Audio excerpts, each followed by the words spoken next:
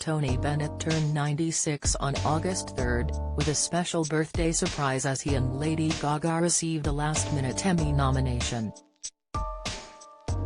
With over 75 years in the music industry, the singer has had a fair few close calls with his finances, coming close to broke in the 1970s before handing his finances over to his son.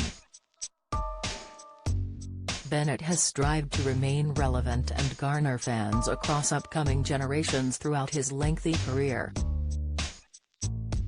Adding in his 2021 album with Lady Gaga, which is said to be his last as the singer battles with Alzheimer's, Bennett is currently believed to be worth a staggering $200 million, £164 million.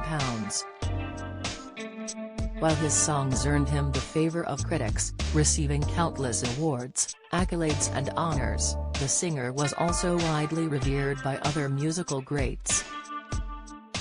Frank Sinatra once spoke of Bennett saying he is the best singer in the business during a 1965 Life magazine interview. However, Bennett started life in a far worse financial position, as the New York native was barely 3 when the Great Depression started. He was just 9 when his father died, which pushed Bennett into entertainment and performing as a way to distract and distance himself from the heartache. At the age of 10, Bennett made his singing debut and would eventually drop out of high school to start his professional career, being supported by his mum. However, Bennett's first singing opportunity would be a lot less glamorous than many would imagine, working as a singing waiter in Italian restaurants before he was drafted into World War II. In 1949, after returning from the war, Bob Hope asked Bennett to join his concert tour, and this would kickstart Bennett's career as he signed with Columbia Records the next year. He released a string of hits, including Long Ago and Far Away, and leapt into television with The Tony Bennett Show. Bennett's career continued to grow from strength to strength for decades until 1972, when he left Columbia Records and moved to England. The Rolling Stone reported Bennett had already been struggling with drug addiction for a few years and began falling into financial trouble.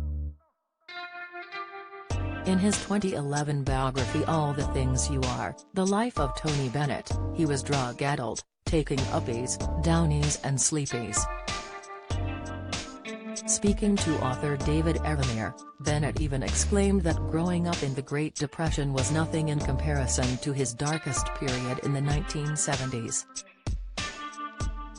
Don't miss, he also revealed he owed something like £2,980,000, which was a fortune in those days. A portion of the debt was back taxes Bennett was due to pay but simply couldn't afford. Tragedy struck the singer again as his mother died in 1977, worsening his drug addiction as he turned more and more recklessly to drugs for relief. His addiction came to a head as Bennett reportedly overdosed on cocaine and passed out in the bathtub. He was saved by his then-wife Sandy Grant, who rushed him to hospital. After this deadly occasion, Bennett began to make a turn as his eldest son Danny took over as his manager, and by 1990 the debts were all paid off.